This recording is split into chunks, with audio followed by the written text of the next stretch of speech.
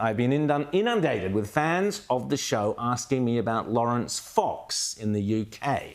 As you know, Laurence, the former actor and now political activist, has appeared on this show several times in the past. I had lunch with him in London last year. He is a fierce defender of free speech. I share his passion for free speech, and his organisation has helped individuals who have run afoul of Britain's insane pronoun transgender thought police who will pursue you and hound you for your non-crime hate crimes or whatever it is, such as liking a limerick that's politically incorrect. The left have been desperate to bring down Laurence Fox, and last week Laurence foolishly gave them their chance. Here's what happened. A journalist called Ava Evans was on a panel show on the BBC that was discussing a book about the high rate of suicide amongst men these days, and she appeared to be dismissive of the idea that men's suicide was an important or is an important issue. Here's just a bit of that clip. I think that it feeds into the culture a little bit, this Minister for Men argument. In my mind, I think there should be a Minister for Mental Health, which would be all-encompassing. I mean, you've got something like 7 million children waiting for prescriptions for mental health at the moment. It's a crisis that's endemic throughout the country, not specific to men. And I think, you know, a lot of ministers kind of bandy this about to sort of, I'm sorry, but make an enemy out of women. OK, enemy out of women. Now, as a believer in free speech, I disagree with some of Ava's views or points of view, but I support her right to say them. A couple of days later, that segment was then discussed on GB News by Dan Wootton and Laurence Fox. I won't play it all, but enough just to give you a gist of the way it went. Who wasn't a cucked little incel. That little woman has been fed, spoon-fed oppression day after day after day after day, starting with the lie of the gender wage gap. And she sat there and I'm going like, if I met you in a bar and that was like sentence 3, chances of me just walking away are just huge. We need powerful, strong, amazing women who make great points for themselves. We don't need these sort of feminist 4.0. They're pathetic and embarrassing. Well, all hell broke loose. Laurence went on to use a few more graphic terms to describe his reaction to Ava. Personally, I think Laurence's comments were offensive, silly, and more importantly, I think they completely missed the point of the argument. Ava initially responded by correctly saying that she thought Laurence's comments were crass and inappropriate. But she has subsequently claimed to have received death threats because of them. I'm actually a journalist rather than a commentator, and I'd much rather be judged or asked about my work than have people talking about my body. In the meantime, both Laurence and Dan Wootton have both been suspended from GB News, despite Laurence issuing a lengthy apology. Here's a bit of that.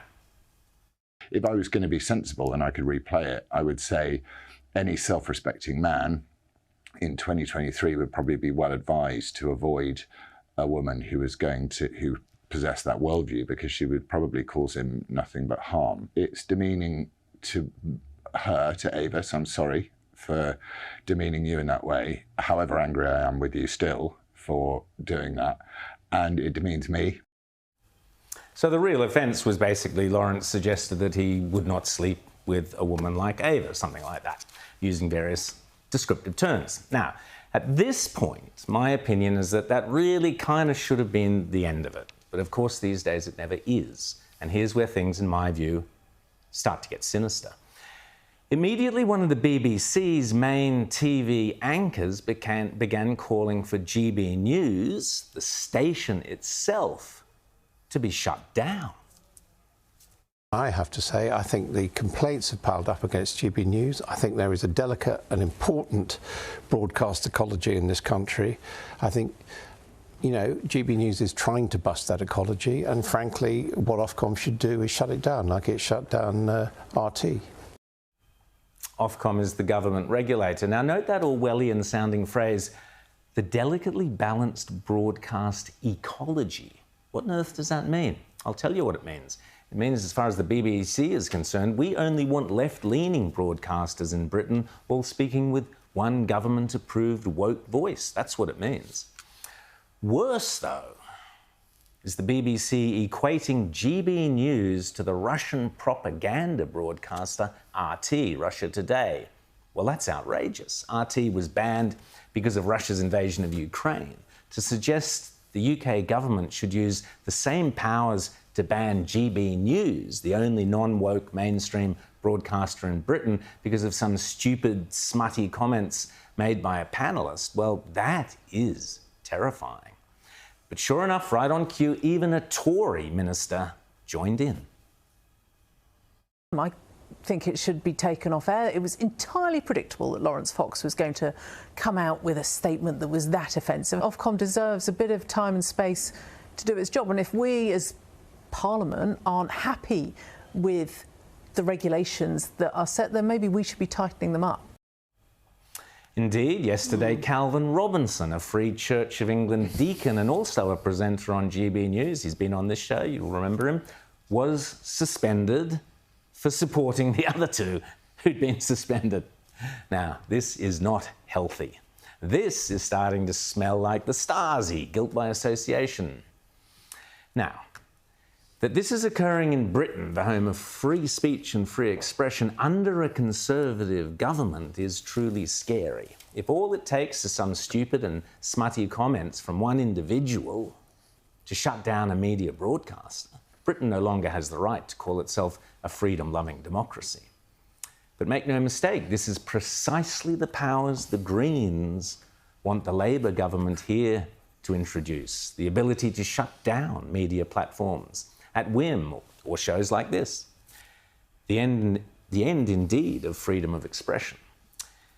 It's hard to think of all this happening in Britain, the nation that gave us the brilliant wit and insights of shows like Yes Minister only a few decades ago. But allow me now to praise one of our own politicians, the brilliant Senator Bridget McKenzie, for her superb takedown of the head honchos at Qantas this week. It was Yes Minister in reverse, as the Qantas senior management squirmed and did all they could to avoid answering her specific questions about what she calls the quid pro quo of Qantas supporting The Voice in exchange for commercial favours from the Albanese government. I just want to know who in Qantas is in charge of negotiations between Qantas and the Prime Minister Albanese's office to agree to assist with the Labor government's Yes campaign for the referendum. Mr Finch, can you help me with that? There were no negotiations per se. The government... Per se? What conversations were had between Qantas, your GovRel's people, and the Prime Minister's office around support for the Yes campaign?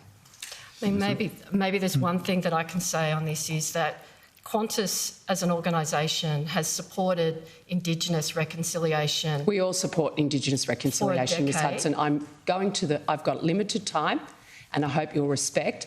Filibustering might have been the strategy of the former CEO. Don't appreciate it from the current one. So when was the date secured for the Prime Minister to attend the August 14 launch of the Qantas livery around the Yes campaign? When did you get that date out of the PMO? I'll have to take that on notice, Chair. Really? So what date did Qantas agree to participate in the Yes campaign for the Prime Minister's Voice referendum? I will have to take that on notice, Chair. This is quite incredible. This is the whole quid pro quo and no one came prepared to answer questions. Oh, what a surprise. So when was that decision made to support the Yes campaign? Can you remember, Andrew? Maybe Mr Finch can look it up on the minutes that will be on that laptop, and the decision to fly Yes campaigners for free. When was that decision made? No, I don't know.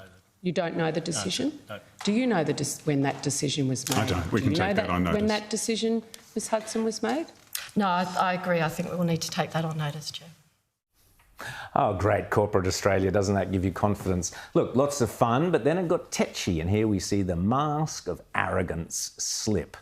You see, the virtue signalling woke leftist elitists do not like being shown up, certainly not by some uppity female Conservative politician. But Bridget McKenzie got the better of them. Your suggestion of a quid pro quo, could you elaborate, please? Oh, I've been quite public about that. I'm sure you've read all the media releases and all the media commentary, Mr Finch. Guess what? When you come to a Senate inquiry, we ask the questions and you're supposed to come with the answers. A bit like failing to hand in a submission, not having details about when you had made significant decisions in partnership with the government just shows the level of disrespect. Disrespect not only of Parliament, Bridget, but of the Australian people and the Australian consumers. Well done, National Senator Bridget McKenzie. We need more politicians like her. And finally, I have had several people contacting me to say that the No campaign, as I just said to Matt Canavan, desperately needs volunteers to man the booths for the referendum. Here in New South Wales, please contact newsouthwales@fairaustralia.com.au. That's NSW@fairaustralia.com.au because they urgently need your help manning the booths.